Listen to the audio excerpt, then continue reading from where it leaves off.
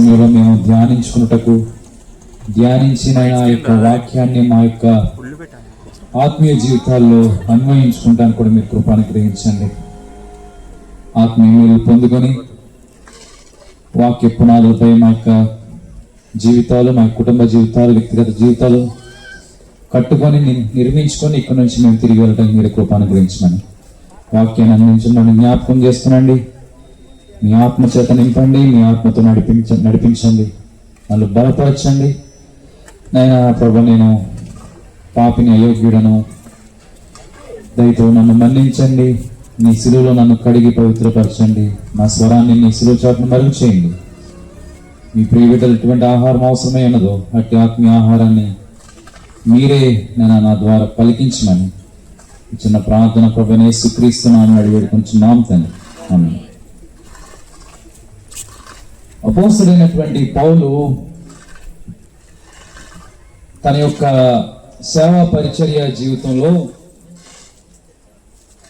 పరిచర్య యాత్రల్లో దాదాపు 3 యాత్రలు చేశాడు. ఆయన ఆయా సంఘాల్ని దర్శించి సంఘ స్థాపనం చేస్తూ, సంఘాన్ని వాక్యం చేత బలపరుస్తూ,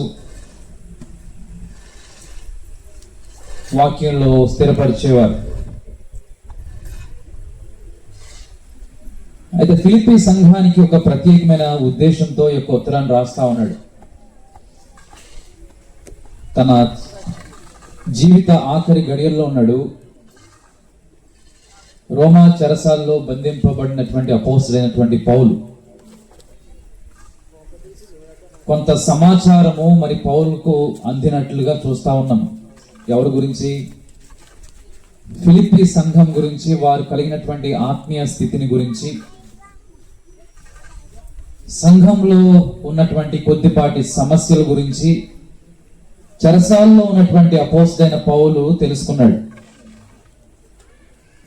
తెలుసుకొని ఒక ఉత్తరం రాస్తా ఉన్నాడు ఫిలిప్పీ సంఘానికి. చాలా ఉత్తరాలు రాశాడు చెరసాల్లో నుండి. గలతీ సంఘానికి, క్షమించండి, ఎఫెసీ సంఘానికి రాశాడు, అలాగే ఫిలిప్పీ సంఘానికి రాశాడు, అలాగే వ్యక్తిగతంగా తిమోతి గారికి రాశాడు, తీతుకు గారికి రాశాడు, ఫిలోమోను గారికి రాశాడు. అలాగే చాలా మరి సంఘాలకి, అలాగే వ్యక్తిగత ఉత్తరాలు కూడా రాశాడు ఆయన. అది ఈ సంఘానికి ఎందుకు రాయాల్సి వచ్చింది అన్న ప్రశ్న కనుక మనం ఆలోచన చేస్తా ఉన్నప్పుడు, సంఘంలో కొన్ని సమస్యలను గుర్తెరుగుతా ఉన్నాడు. ప్రధానమైనటువంటి సమస్య ఏంటంటే, సంఘంలో సువార్త ప్రకటింపబడతా ఉంది, సంఘంలో సువార్త బోధింపబడతా ఉంది. సువార్త అంటే తెలుసు కదండి. సువార్త అంటే ఏంటండి? సువార్త అంటే ఎవరి గురించిన వార్త? అది మూల పాఠము. క్రైస్తవ భక్తి జీవితంలో జీవిస్తా ఉన్నప్పుడు సువార్త అనే మూల పాఠాన్ని మనము ఎరుగకపోతే ఈ విశ్వాస జీవితము వ్యర్థమే, ఈ క్రైస్తవ జీవితం వ్యర్థమే. సువార్త మరి క్లుప్తంగా దాని యొక్క అర్థాన్ని వివరించాలంటే ఇప్పుడు చదవడానికి టైం లేదు, కానీ కొరింథీయులకు రాసిన మొదటి పత్రిక 15వ అధ్యాయం ప్రారంభ 3 వచనాల్లో, మరియు సహోదరులారా, నేను మీకు ప్రకటించిన సువార్తను మీకు తెలియపరుచుచున్నాను. మీరు దానిని అంగీకరించి తిరిగి దాని అందే నిలిచి ఉన్నారు. మీ విశ్వాసము వ్యర్థమైతేనే గాని నేను ఏ ఉపదేశ రూపముగా సువార్త మీకు ప్రకటించితినో ఆ ఉపదేశమును మీరు గట్టిగా పట్టుకొని ఉన్న ఎడల ఆ సువార్త వలననే మీరు రక్షణ పొందువారై ఇందురు.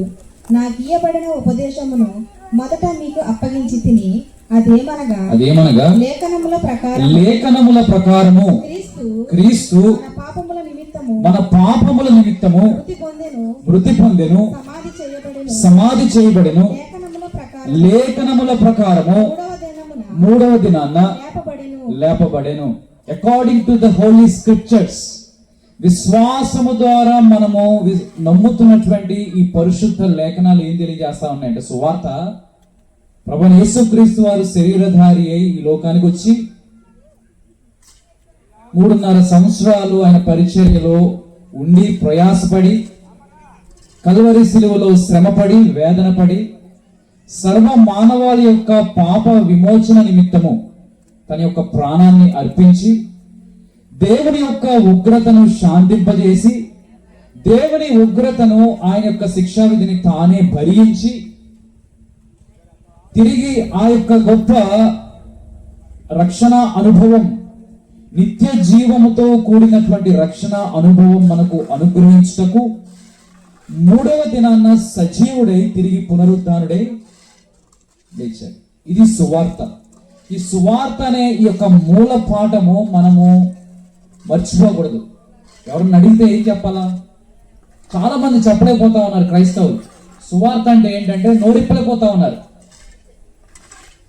ఇది చాలా కష్టతరమైనటువంటి విషయం కాదు, చాలా సులువుగా అర్థం చేసుకునేటువంటి విషయం. లేఖనాల నుండే మనకు పౌలు భక్తులు జ్ఞాపకం చేస్తా ఉన్నాడు. అయితే సువార్త ప్రకటింపబడతా ఉంది ఫిలిప్పీ పట్టణంలో, చక్కగా ప్రకటింపబడతా ఉంది. అయితే కొంతమంది బయలుదేరారు. వారు సువార్తను ప్రేమతో కాక పేరు ప్రఖ్యాతల కొరకు, ఘనత కొరకు వారు ఎట్టి రీతిగా ప్రసంగాలు చేస్తా ఉన్నారు, బోధిస్తా ఉన్నారంటే కక్షతో బోధిస్తా ఉన్నారు. ఎంత విచారము! సువార్త కక్షతో బోధిస్తా ఉన్నారు. అటువంటి వారి నిమిత్తము పౌలు భక్తుడు 3వ అధ్యాయంలో సునకాలతో పోల్చాడు. అక్కడ కఠినమైనటువంటి మాట బహిరంగంగా కొన్ని మార్లు మనం వినడానికి ఇబ్బందిగా ఉంటుంది కాబట్టి నేను సునకాలని చెప్పి మార్చాను. 3వ అధ్యాయం 2వ వచనంలో సునకాలతో పోల్చాడు. కుక్కల విషయమై జాగ్రత్త పడుడని చెప్తా ఉన్నాడు. ఇది 2000 సంవత్సరాల క్రితం ఉన్న సమస్య కాదు. 2026వ సంవత్సరంలో మనం ఉన్నాం. స్థానిక సంఘాలలో సంఘము ఎదుర్కొన్నటువంటి సవాళ్ళు, ఏంటంటే సునకాలు బయలుదేరిని ఏం చేయడానికి? సంఘాన్ని పాడు చేయడానికి. జోషువా గారు ఆ సవాళ్ళు ఎదుర్కొంటా ఉన్నాడు. వెంటనే జవాబు ఇస్తా ఉన్నాడు ఆయన. సునకాలు బయలుదేరిని. రెండవ కారణం అపోస్తలుడైన పౌలు ఫిలిప్పీ సంఘానికి రాయడానికి గల కారణము, వ్యక్తిగతంగా 2 స్త్రీలు తగులాడుకుంటా ఉన్నారు. చాలా కామన్. వ్యక్తిగత విభేదాలు చాలా మంది ఆలోచన చేస్తా ఉన్నప్పుడు పురుషులకు రావు. కరెక్టే అండి. ఇది ఎక్కువ శాతం అది ప్రతి సంఘంలో ఉండే సమస్యే. మా సంఘం కూడా ఉంది, స్థానిక సంఘంలో ఆకివీళ్ళు. 2 స్త్రీలు తగులాడుకుంటా ఉన్నారు. వీరు చాలా భక్తిపరులు. క్లెమెంట్ అయ్య గారితో కలిసి పరిచయం చేస్తున్నారు. 4వ అధ్యాయం మొదటి 2 వచనాల్లో చూడగలుగుతాం. క్లెమెంట్ అయ్య గారితోనూ అపోస్తలులతో కలిసి పరిచయం చేసిన వాళ్ళు వ్యక్తిగతంగా తగులాడుకుంటా ఉన్నారు. వారి సంగతి చూడమని చెప్పి సంఘానికి రాస్తా ఉన్నాడు. వారి ఇరువురి మధ్య మీరు సమాధాన ఆత్మను కలుగు చేయండి అని చెప్పి సంఘానికి రాస్తా ఉన్నాడు. 3వ ప్రాముఖ్యమైనటువంటి విషయము కారణం ఏమిటంటే, ఈ సంఘము ధారాళంగా పరిచర్యకు సహాయపడే సంఘము, సహకరించే సంఘం. ఎలాగా? ధారాళంగా సంఘ క్షేమం కొరకు ధారాళంగా సహాయం చేసే సంఘము, సహకరించే సంఘం. నేటి క్రైస్తవ సంఘాలకి ఒక మాదిరికరమైనటువంటి సంఘం ఫిలిప్పీ సంఘం. సువార్త వినడం మాత్రమే కాదు, రక్షింపబడటం మాత్రమే కాదు, స్థానిక కాపురి యొక్క అవసరతలు తీర్చడము, స్థానిక సంఘ అభివృద్ధి నిమిత్తము సహకరించే సంఘం. అందును బట్టి సంఘానికి కృతజ్ఞత తెలియజేస్తూ అనేక కారణాలు ఉన్నప్పటికీ ఇదొక కారణము తెలియజేస్తా ఉన్నాడు. మీరు సహకరిస్తా ఉన్నారు, ధారాళంగా పరిచరిస్తా ఉన్నారు. మరి ప్రాముఖ్యమైనటువంటి విషయము లేక కారణం ఏమిటంటే, ఉత్తరాన్ని రాయడానికి గల కారణము, అపోస్తలుడైనటువంటి పౌలు సంఘాన్ని బలపరుస్తా ఉన్నాడు. ఆదిమ అపోస్తల సంఘము కాలంలో సంఘము భయంకరమైనటువంటి శ్రమల్లో ప్రయాణం చేస్తా ఉన్నప్పుడు, సువార్తకు అనేక ఆటంకాలు ఎదురవుతా ఉన్నప్పుడు, సువార్తకు అనేక ఇబ్బందులు ఎదురవుతా ఉన్నప్పుడు, సువార్తకు అనేక ఆటంకాలు కలుగుతా ఉన్నప్పుడు వారిని వాక్యంతో బలపరుస్తా ఉన్నాడు. మీరు ప్రభువునందు తరచుగా పలుమార్లు ఆ యొక్క ఉత్తరంలో రాస్తా ఉన్నాడు. మీరు ప్రభువునందు ఆనందించుడి. Rejoice in the Lord Jesus Christ. ప్రభువునందు ఆనందించుడి. మరలా చెప్తున్నాను, ఆనందించుడి. ఈ యొక్క పుస్తకం యొక్క నేపథ్యము ఇది. ఇవి రాస్తూ ప్రారంభ అధ్యాయంలో సువార్త పక్షమున నిలువబడినటువంటి అనుభవాన్ని జ్ఞాపకం చేస్తూ, అందును బట్టి దేవునికి కృతజ్ఞత తెలియజేస్తూ, ఇంకనూ వారి యొక్క విశ్వాసాన్ని బలపరుస్తా ఉన్నాడు. మొదటి అధ్యాయం 9వ వచనంలో మనం చూస్తా ఉన్నప్పుడు, మీరు శ్రేష్టమైనటువంటి కార్యములు వివేచింపగలవారగుటకు మీ ప్రేమ తెలివితోను సకల విధములైన కూడిదనై అంతకంతకు చదవండి. ఇందువలన దేవునికి మహిమయు స్తోత్రము కలుగునట్లు మీరు యేసుక్రీస్తు వలనైనా నిండుకొనిన వారై నిష్కపటులను నిర్దోషులను కావాలని ప్రార్థించుచున్నాను. కాబట్టి సంఘం నుండి శ్రేష్టమైనటువంటి కార్యములు అపోస్తలుడైన పౌలు ఆశిస్తా ఉన్నాడు.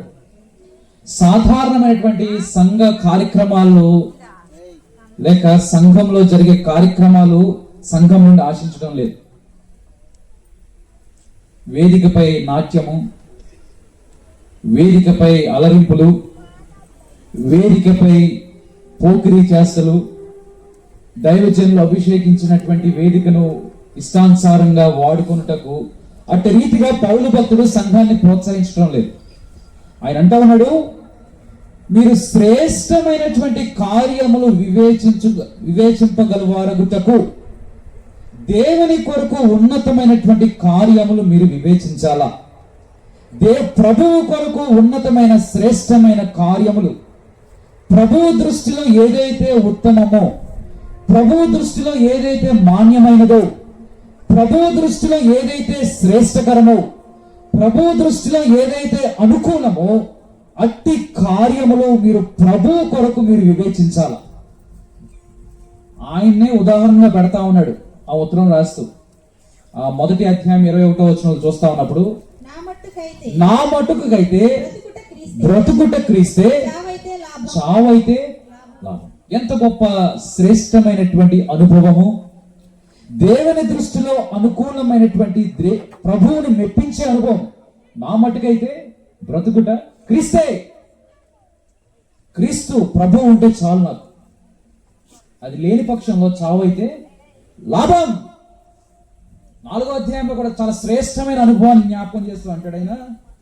4వ అధ్యాయంలో 14వ వచనం చూస్తా ఉన్నప్పుడు, నన్ను బలపరచువాని 3వ అధ్యాయం 14వ వచనం, క్షమించండి.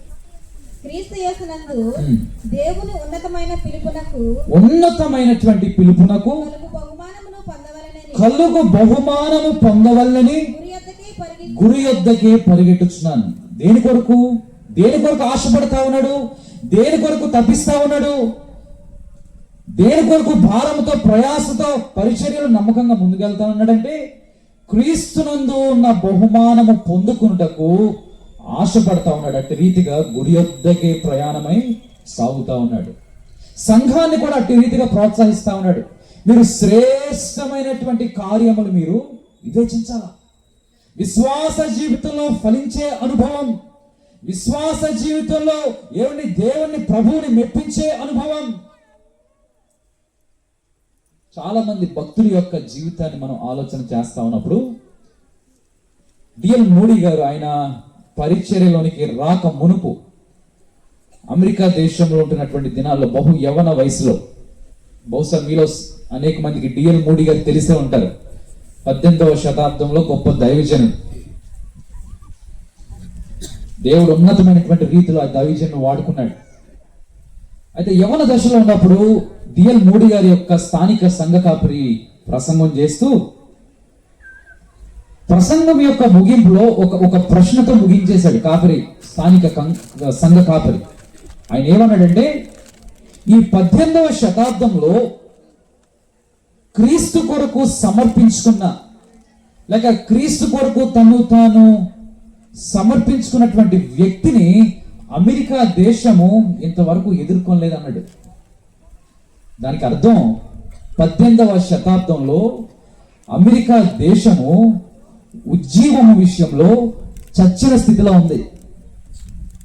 ఉజ్జీవం లేదు, రక్షణ అనుభవాలు లేవు, ప్రార్థన లేదు, వాక్యం లేదు, నిర్జీవమైనటువంటి స్థితిలో అమెరికా దేశం ఉన్నప్పుడు ఆ భక్తుడు వాక్యం చెబుతా ఉన్నప్పుడు స్థానిక సంఘ కాపరి ఆ వాక్యాన్ని ప్రశ్నతో ముగిస్తా ఉన్నాడు. 18వ శతాబ్దంలో దేవునికి సమర్పించుకున్నటువంటి వ్యక్తిని అమెరికా దేశం ఇంకా ఎదుర్కొనలేదు. అయితే ఆ మాటలు సూటిగా డిఎల్ మూడీ గారి యొక్క హృదయాన్ని గుచ్చుకుంటా ఉన్నాయి. దేవుడు డిఎల్ మూడీ గారితో మాట్లాడుతూ ఉన్నాడు, నీవే ఎందుకు కాకూడదు, నీవే ఎందుకు కాకూడదు. డిఎల్ మూడీ గారికి వచ్చినటువంటి ఆలోచన ప్రసంగం విన్న తర్వాత, క్రీస్తు కొరకు ప్రతిష్ఠింపబడినటువంటి వ్యక్తిని నేనే ఎందుకు కాకూడదు, నిర్జీవమైనటువంటి చచ్చిన స్థితిలో ఉన్నటువంటి ఈ దేశము ఎదుర్కొనుటకు నేనే ఎందుకు కాకూడదు. నిర్ణయం తీసుకున్నాడు. ఉన్నతమైనటువంటి నిర్ణయం, శ్రేష్టమైనటువంటి నిర్ణయం. ఈ రాత్రి కాల సమయంలో వాక్యాన్ని వింటున్న నా ప్రియ సహోదర సహోదరి, ఏ రీతిగా ఉన్నాయి మన నిర్ణయాలు? ఒకసారి ఆలోచన చేద్దాం. ఈ రాత్రికాల సమయంలో వాక్యాన్ని వింటున్నటువంటి నా సహోదర సహోదరి, ఈ క్రైస్తవ భక్తి జీవితంలో నీ నిర్ణయాలు ఎలా ఉన్నాయి? అనేక సంవత్సరాల నుంచి నేను రక్షింపబడినటువంటి విశ్వాసిని అని ఒకవేళ చెప్పుకుంటా ఉన్నావేమో.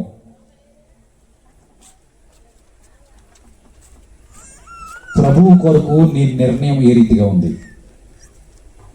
ఇక్కడ ఉన్నటువంటి వాళ్ళు బహుశా 60-70% రక్షింపబడినటువంటి విశ్వాసులేమో. విశ్వాసులు అయినప్పటికీ నామకార్థపు క్రైస్తవులుగా వాక్యాన్ని విని వెళ్ళిపోయే స్థితిలో ఉన్నావేమో. ఈ రాత్రికాల సమయంలో నీ నిర్ణయాలు ఏ రీతిగా ఉన్నాయి?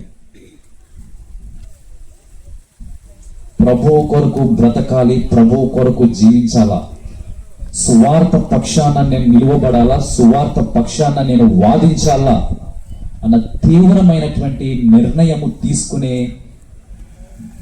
పరిస్థితిలో నీ ఉన్నావా? ఈ రాత్రికాల సమయంలో తీవ్రమైన రీతిలో ఆలోచన చేయవలసిన ప్రశ్న, ఎలా ఉన్నాయి మన నిర్ణయాలు? స్కూల్ పిల్లలు చూడండి, కాలేజ్ పిల్లలు చూడండి. ఒకరు 35 మార్కులు పాస్ మార్క్ కదా. పిల్లలు చాలా మంది చదువుకునే పిల్లలు ఉన్నారు. ఎంత అండి మీ పాస్ మార్క్ ఎంతమ్మా? 35. హైయెస్ట్ మార్క్ ఎంత? 100కి 100. కొంతమంది 100కి 100% రావాలని ఆశపడతారు. కొంతమంది 100కి 35 మార్కులు వస్తే చాలు, మేము గట్టెక్కగలుగుతాం.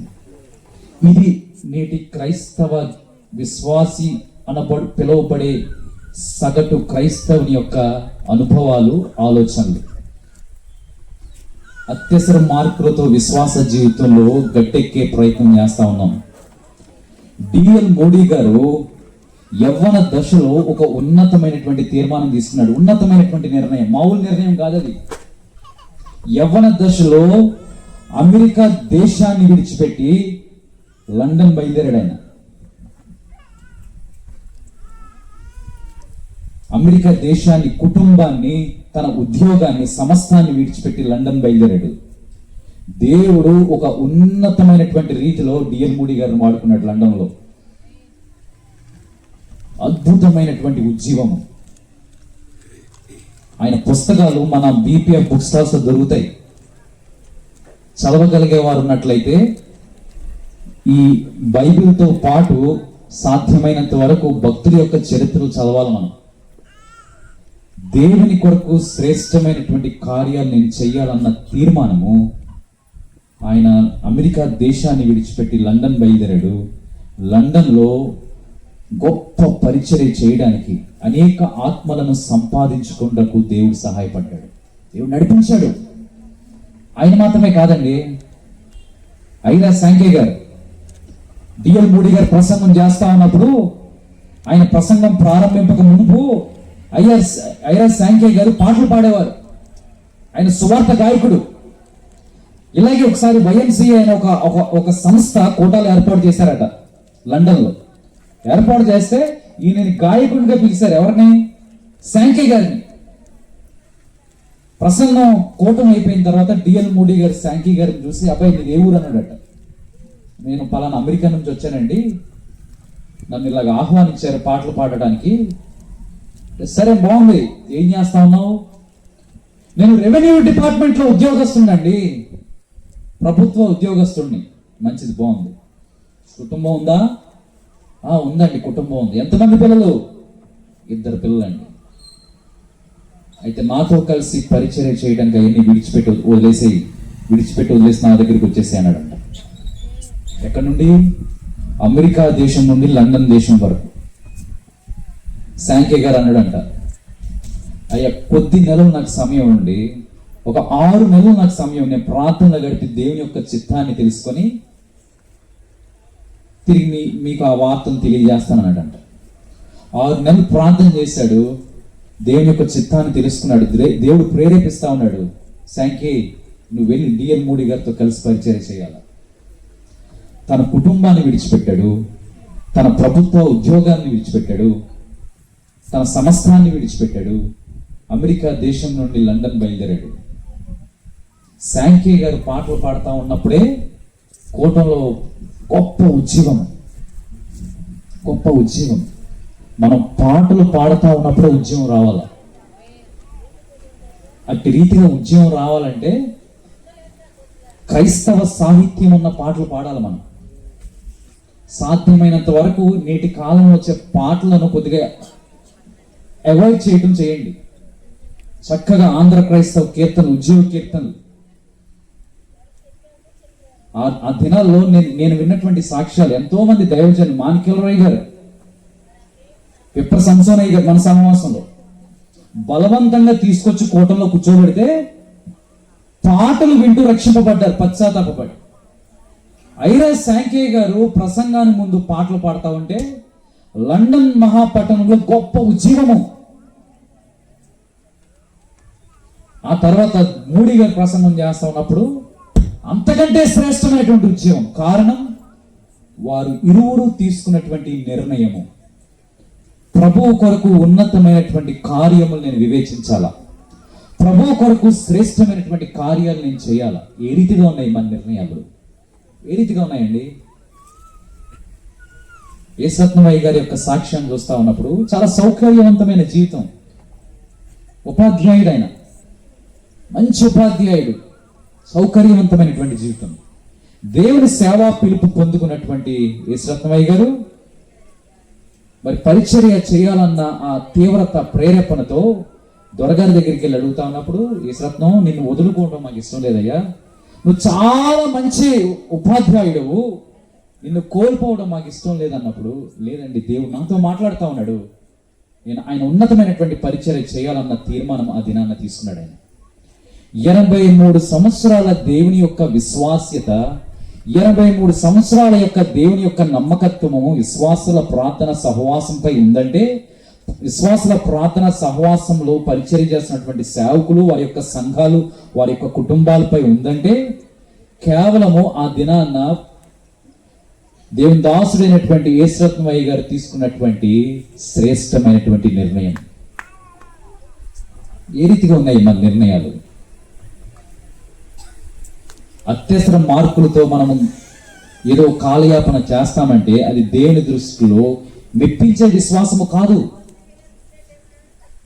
ఆయన అంటా ఉన్నాడు, మీరు శ్రేష్టమైన కార్యములను వివేచింపగలవారగుటకు మీ ప్రేమ తెలివితోను. ఎలా ఉండాలంట? మనుషులు ఆత్మను సంపాదించాలంటే ప్రేమ ఉంటే సరిపోద్దా కాంతరాజు గారు?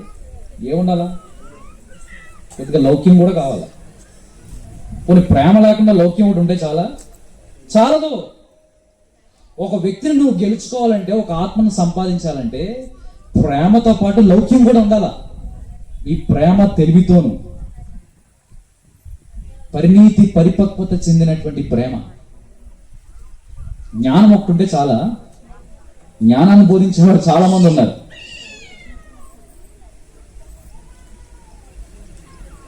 జ్ఞానము ఉప్పొంగ చేయను, ప్రేమ క్షేమాభివృద్ధి కలుగు చేయను.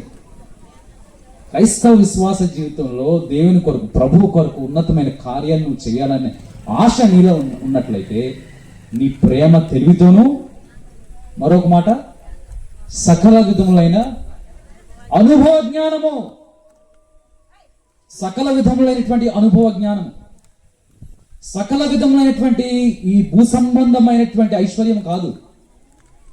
You cannot gain one soul with earthly provisions. ఈ భూలోక సంబంధమైనటువంటి ధనముతో నువ్వు ఆత్మను సంపాదించలేవు, సువార్తను ప్రకటించలేవు, క్రీస్తు కొరకు శ్రమ పడలేవు. సకల విధములైనటువంటి అనుభవ జ్ఞానం ఏమిటి? అనుభవ జ్ఞానం అనగా ఏంటంటే క్రీస్తులో శ్రమానుభవాన్ని మనం కలిగి ఉండాలా, ప్రార్థనా జీవితంలో మనం బలపడే అనుభవంలో ఉండాలా, ప్రార్థనా జీవితంలో లోతైనటువంటి అనుభవంలో ఉండాలా, వాక్యము విషయంలో లోతైనటువంటి జ్ఞానము మనం కలిగి ఉండాలా. ఆ జ్ఞానాన్ని మన యొక్క క్రైస్తవ ఆత్మీయ జీవితంలో అవలంబించే ప్రయత్నము చేయాలి. జ్ఞానం ఒకటి ఉంటే చాలా, నువ్వు వాక్యాన్ని ఏం చేయాలా? అవలంబించాలా. నీ ప్రేమ తెలివితోనూ సకల విధములైనటువంటి అనుభవ జ్ఞానముతోనూ దినదినము మీరు అభివృద్ధి చెందాలని చెప్పి మాట్లాడుతూ ఉన్నాడు. అనుభవ జ్ఞానం అంటే ఒక నావికుడు తుఫాను చెలరేగుతా ఉన్నప్పుడు, ఒక నావికుడికి నావును నడపాలంటే జ్ఞానం ఉంటే చాలా సరిపోద్దండి. ఏం కావాలా? అనుభవం కావాలా. ఒక నావికుడు నావను తుఫాన్లో నడపాలంటే ఏం కావాలా జోషువా గారు? ఎక్స్పీరియన్స్. నీ ఆత్మీయ జీవితంలో నువ్వు ఎదుర్కొన్నటువంటి శ్రమలు, శోధనలు, కష్టాలు, ఇబ్బందులు, ఇవన్నీ ధైర్యంగా నీవు ఎదుర్కోవాలంటే దేవునిలో నీవు అనుభవ జ్ఞానాన్ని పొందుకోవాలా. Experiential knowledge of Jesus Christ, క్రీస్తు ప్రభు యొక్క అనుభవ జ్ఞానము, ప్రేమతో కూడినటువంటి తెలివి. రెండవది సకల విధములైనటువంటి అనుభవ జ్ఞానము చేత ఉన్నతమైనటువంటి కార్యములను నీవు వివేచింపగలుగుటకు దేవుడు సహాయపడతాడు. ఎవరి కొరకు? మన కొరక? మన వ్యక్తిగత పేరు ప్రఖ్యాతల కొరక? మన ఘనతల కొరక? ఎవరి కొరకు? ఎవరి కొరకండి ఉన్నతమైనటువంటి కార్యములు? ఎవరి కొరకు ఉన్నతమైనటువంటి నిర్ణయము?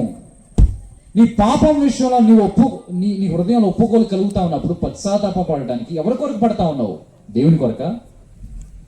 నీ కొరక? మూడవ లైన్లో ఆయన అంటాడు, ఇందువలన దేవునికి మహిమయు స్తోత్రము కలుగును.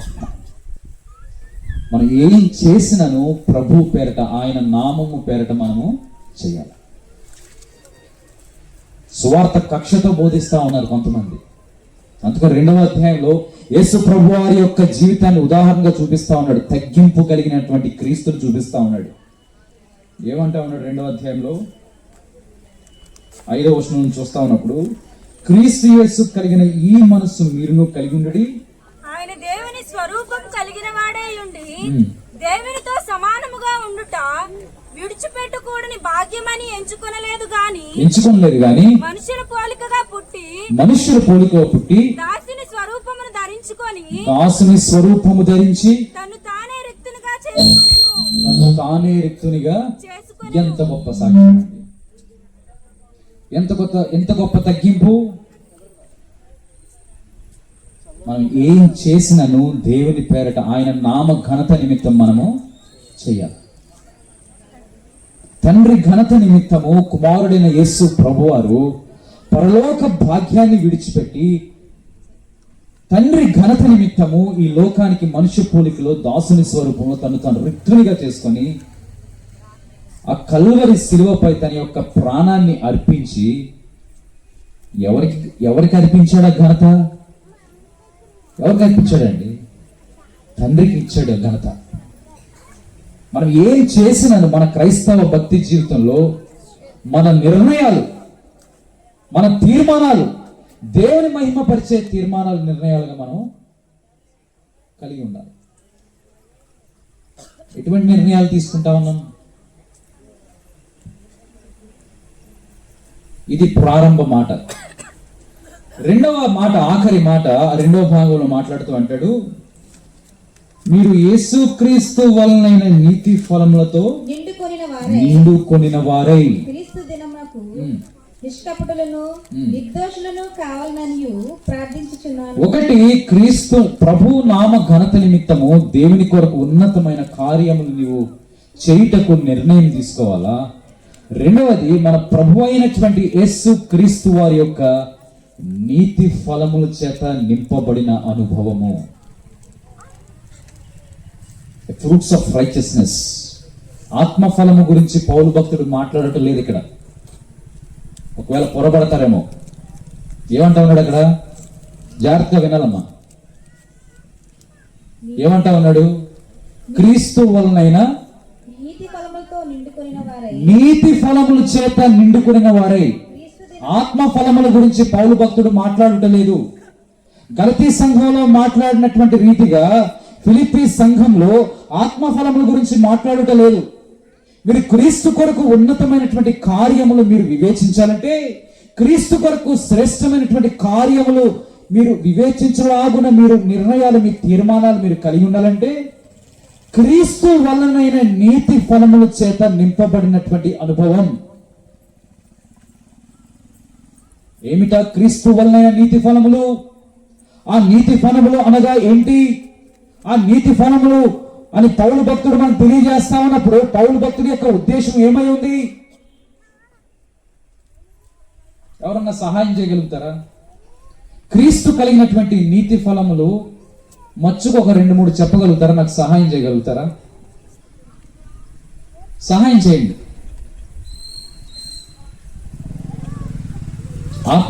ఆత్మఫలము గురించి మనం చదువుకున్నాం చిన్నప్పటి నుండి, గలతీయులకు రాసిన పత్రిక 5వ అధ్యాయంలో. అలాగే క్రీస్తు వలన, క్రీస్తు ప్రభువారి యొక్క నీతి ఫలములు అనగా మచ్చుకు ఒక 2-3 ఉదాహరణలు చెప్పండి. చెప్పండి, పర్లేదు అమ్మా.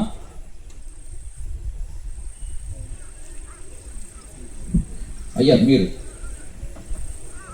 క్రీస్తు వలనైన నీతి ఫలములు అనగా క్రీస్తు యొక్క నీతి ఫలములు.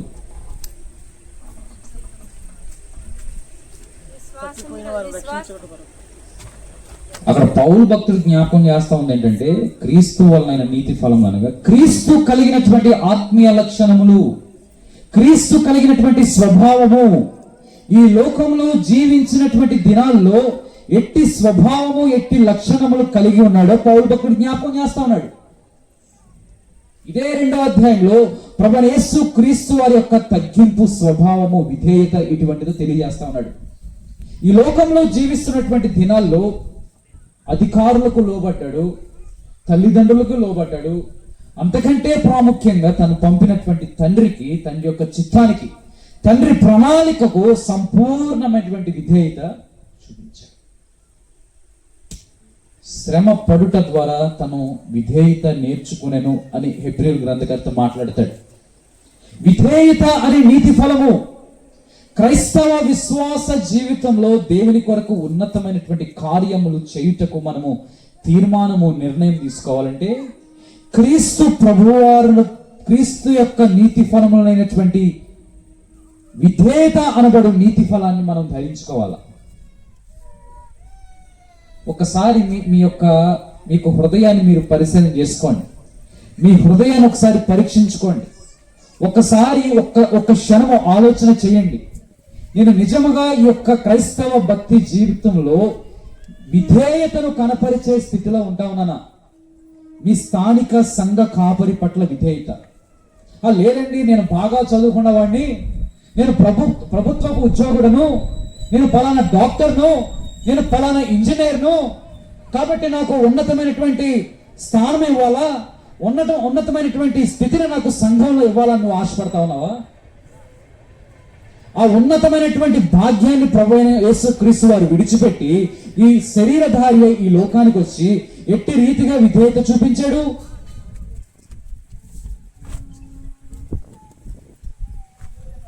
అయితే క్రీస్తును వెంబడిస్తున్నటువంటి మీరు అట్టి విధేయత అనబడు నీతి ఫలాన్ని మీరు కలిగి ఉన్నారా లేదా?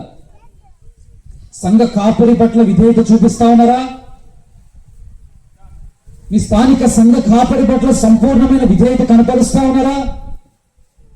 యవనస్తులు, అక్కడ చాలా మంది యవనస్తులు ఉన్నారు. మీ కుటుంబంలో మీ తల్లిదండ్రులకు మీరు విధేయత చూపిస్తా ఉన్నారా? వారి మాటలు వింటా ఉన్నారా? మీరు వారి మాటకు మీరు సంపూర్ణ విధేయత చూపిస్తా ఉన్నారా? ఇక్కడ అనేక మంది భర్తలు ఉన్నారు. సంపూర్ణ క్రీస్తు సంఘాన్ని ఏ రీతిగా ప్రేమించాడో అట్టి రీతిగా మీరు భార్యను ప్రేమిస్తా ఉన్నారా? మీరు భార్యలు క్రీస్తు ఎట్టి విధేయతను తండ్రి కనపరిచాడో అట్టి విధేయతను మీ భర్తలు కనపరుస్తా ఉన్నారా? ఇది ఆలోచన చేయవలసిన ప్రశ్న, మనం పరిశీలన చేసుకోవాల్సిన ప్రశ్న. ఎందుకంటే క్రీస్తు విధేయత అనే నీతి ఫలాన్ని కలిగి ఉన్నాడు. ఆయన చాలాసార్లు వింటూనే వస్తా ఉన్నాం కదా ఈ మాట తరచుగా. మనం చిన్ననాటి కాలం నుండి మీరు విధేయత చూపించాలా, విధేయత చూపించాలా. ఏంటి విధేయత? క్రియాశీలకంగా మీరు అవలంబించే ప్రయత్నం చేస్తా ఉన్నారా? ఏ కంప్లీట్ ఒబీడియన్స్. సంఘానికి, వ్యక్తిగత జీవితంలో, కుటుంబ జీవితంలో విధేయత అనే నీతి వస్త్రము, నీతి ఫలము మీరు ధరించుకున్నటువంటి స్థితిలో ఉంటే దేవుని కొరకు ఏ రీతిగా కార్యాలు చేస్తారండి? ఏ రీతిగా కార్యాలు చేస్తారు? ఏ రీతిగా మీరు సువార్త ప్రకటించగలుగుతారు? విధేయత ఒకటే మాత్రం కాదు. ప్రభువైన యేసు క్రీస్తు వారు క్షమాపణ అనే నీతి ఫలాన్ని కలిగి ఉన్నాడు. ఆయన తండ్రి వీరు ఏమి చేయుచున్నారో వీరు ఎరుగని కనుక వీరిని. Do we have such heart? అట్టి హృదయాన్ని మనము అలంకరించుకున్న స్థితిలో ఉన్నామా? క్షమించే అనుభవంలో ఉన్నామా? క్షమాపణను స్వీకరించే అనుభవంలో ఉంటా ఉన్నామా? లేదండి, మమ్మల్ని చాలా బాధ పెట్టారు, ఇక కష్టం, వారితో మాకు పొంతన కుదరదు. ఇది లోకానుసారమైనటువంటి ఆలోచన. దేవుని కొరకు ఉన్నతమైన కార్యములను వివేచించాలంటే క్రీస్తు కలిగినటువంటి విధేయత, క్షమాపణ అనే అనుభవాన్ని నీవు కలిగి ఉండాలి. విధేయత మాత్రమే కాదు, క్షమాపణ మాత్రమే కాదు, తగ్గింపు, హ్యూమిలిటీ, తగ్గింపు. చాలాసార్లు దైవజనం చెప్తా ఉన్నప్పుడు వింటూ ఉంటాం, మన పొరపాటు లేకపోయినా మనము తగ్గించుకోవాలా. తాము తగ్గించుకున్నటువంటి వారిని దేవుడు ఏం చేస్తాడు? హెచ్చిస్తాడు. అది లేదండి, మా పొరపాటు ఏం లేదు, మేము ఎందుకు తగ్గాలి? లోకము తగ్గొద్దని చెప్తుంది. చూస్తున్నారు కదా, ఆకర్షితులు అవుతా ఉన్నారు కదా. సంఘము, క్రైస్తవులు ఈ లోక మర్యాదలకు ఆకర్షితులు అవుతా ఉన్నారు, ప్రభావితం అవుతా ఉన్నారు. లోకం ఏం తెలియజేస్తా ఉంది? ఈ సినిమాలు ఏం తెలియజేస్తా ఉన్నాయి? ఎక్కడా తగ్గడానికి వీలు లేదు. ప్రభువైన యేసుక్రీస్తు వారి యొక్క నీతి ఫలం ఏం తెలియజేస్తా ఉంది? తగ్గింపు. నీలో తగ్గింపు లేనిదే దేవుని కొరకు ఎలాగ కార్యాలు చేయగలుగుతావు? దేవుని కొరకు జీవించాలన్న తీర్మానం ఎలా తీసుకోగలుగుతావు? క్రీస్తు నీతి ఫలములలో అతి ప్రాముఖ్యమైనది పరిచర్య. పరిచర్య చేయించుకుంటానికి ఈ లోకానికి వచ్చాడా? పరిచర్య చేయడానికి వచ్చాడా? మరి దేవుని కొరకు ఉన్నతమైన కార్యాలను నువ్వు వివేచించాలంటే నువ్వు పరిచర్య చేయించుకోవడానికి ఇష్టపడతా ఉన్నావా? సంఘంలో పరిచర్య చేయడానికి ఇష్టపడతా ఉన్నావా? ఆలోచన చేయాలా. పరిచర్య అనబడు నీతి ఫలము బానే ఉంది. ఒకవేళ ఈ యొక్క నీతి ఫలాలు నువ్వు కలిగి ఉంటా ఉన్నావు, బానే ఉంది. అనుభవ జ్ఞానము నీలో ఉంది, సకల విధములైనటువంటి తెలివితో కూడినటువంటి ప్రేమను నువ్వు కలిగి ఉంటా ఉన్నావు. ప్రతి రాత్రికాల సమయం నీ సాక్ష్యం ఏ రీతిగా ఉంది?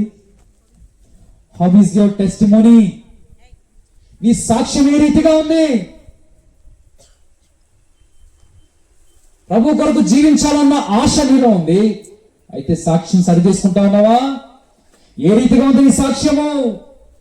కింద భాగంలో అంటాడు, మీరు నిందారహితులుగా ఉండాలని చెప్పి నేను ప్రార్థన చేస్తాను అంటున్నాడు. క్రీస్తు దినముకు నిష్కపటులను నిర్దోషులను కావాలని ప్రార్థించుచున్నాను. నిందారహితమైనటువంటి జీవితము మీరు కలిగి ఉండాలి. అపోస్తలుడైన పౌలు తన స్వీయ అనుభవం నుండి తెలియజేస్తా ఉన్నాడు. అపోస్తల కార్యాలు 24వ అధ్యాయం 16వ వచనంలో. త్వరగతిన చదువుదామండి.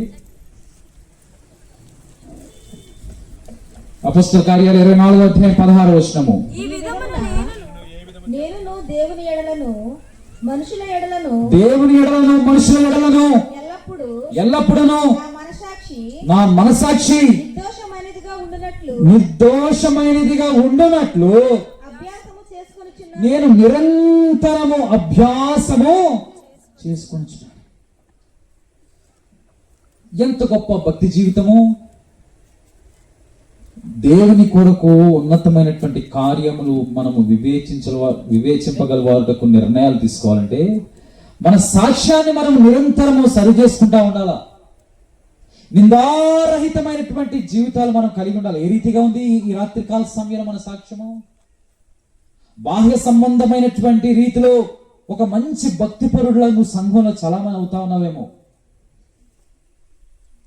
నీ హృదయంలో ఎటువంటి తలంపులు ఉన్నాయి? రహస్య జీవితాన్ని జీవిస్తా ఉన్నావా? ఆదివారపు ఆరాధనలో ఒక క్రైస్తవ విశ్వాసి వలె నువ్వు సంఘానికి కనిపిస్తా ఉన్నావేమో. అయితే లోపల నీ హృదయంలో నీ రహస్య జీవితం ఏ రీతిగా ఉంది? కప్పి పెడతా ఉన్నావా? ఎవరు చూడడం లేదు కదా, ఎవరు నన్ను గ్రహించడం లేదు కదా అని కప్పివేసే ప్రయత్నం చేస్తా ఉన్నావా? చార్లెస్ స్పర్జన్ గారు అంటాడు, రహస్య పాపంలో జీవిస్తూ బహిరంగంగా క్రైస్తవ విశ్వాసిగా నువ్వు కొనసాగుతా ఉన్నావంటే దాని పర్యవసానము అతి భయంకరం అంటాడు ఆయన భక్తుడు. జ్ఞాపకం చేసుకోండి. రహస్య పాపంలో జీవిస్తూ బహిరంగంగా బాహాటంగా ఒక క్రైస్తవ విశ్వాసిగా నువ్వు చలామణవుతా ఉన్నావంటే దేవుని దృష్టిలో అది అతి భయంకరము. ప్రభు పరిచర్యలు ఉంటూ సంఘ పరిచర్య చేస్తూ దేవుని కొరకు నేను కార్యములు చేస్తా ఉన్నానండి, దేవుని కొరకు ప్రభు కొరకు ఒక ఉన్నతమైన నిర్ణయాలు తీసుకున్నానని మాట్లాడుతూ కూడా ఈ రాత్రికాల సమయంలో నీ రహస్య జీవితాన్ని కప్పిపెడతా ఉన్నావేమో. దేవా, నీ ముఖ కాంతిలో మా రహస్య పాపములు కనపరచుకునే. God is looking at you. నీ హృదయాన్ని శోధించే దేవుడు, హృదయ అంతరంగములు ఎరిగినటువంటి దేవుడు. నిందారహితమైనటువంటి సాక్ష్యాన్ని మనం కలిగి ఉండాలి. ప్రభువైన యేసు క్రీస్తు వారి యొక్క జీవితాన్ని చూస్తా ఉన్నప్పుడు 33.5 సంవత్సరాలు ఈ లోకంలో జీవించినటువంటి దినాల్లో ఏ క్షణము ఏ సమయంలోనూ ఆయన పాపానికి చోటు ఇవ్వలేదు. నిందారహితమైనటువంటి జీవితాన్ని కలిగి ఉన్నాడు. పలు నిందలు మోసాడు, అయినను నిందారహితుడిగానే జీవించాడు. నిందారహితుడిగానే కల్వరి శిలువలో మరణించాడు. నిందారహితుడిగానే తిరిగి పునరుద్ధానుడై తిరిగి లేచాడు. ఆరోహణుడై తండ్రి కుడి పార్శ్వమున మన కొరకు ఒక ప్రధాన యాజకుడిగా ఉత్తరవాదిగా ఉన్నాడు. మన కొరకు ప్రార్థించే ప్రధాన యాజకుడిగా ఉన్నాడు. ఒకవేళ మన సాక్ష్యాలు సరిలేని స్థితిలో దేవుడు మనం ప్రేరేపిస్తా ఉన్నప్పుడు, డిఎల్ మూడీ గారిని ఏ రీతిగా ప్రేరేపించాడు, ఈ రాత్రికాల సమయంలో మీ హృదయాన్ని ప్రేరేపిస్తా ఉన్నప్పుడు దేవుని సన్నిధిలో వచ్చి మనం ప్రార్థన చేయగలిగితే, పశ్చాత్తాపడి ప్రార్థన చేయగలిగితే మన పాపము క్షమించుటకు ఆయన నమ్మదగిన వాడు, నీతిమంతుడు. ఈ రాత్రికాల సమయం మన హృదయాలు పరిశీలన చేసుకుందాం. అటు కృపా ధన్యత త్రియేక దేవుడు మనందరికీ అనుగ్రహించి నడిపించిన గాక. ఆమేన్.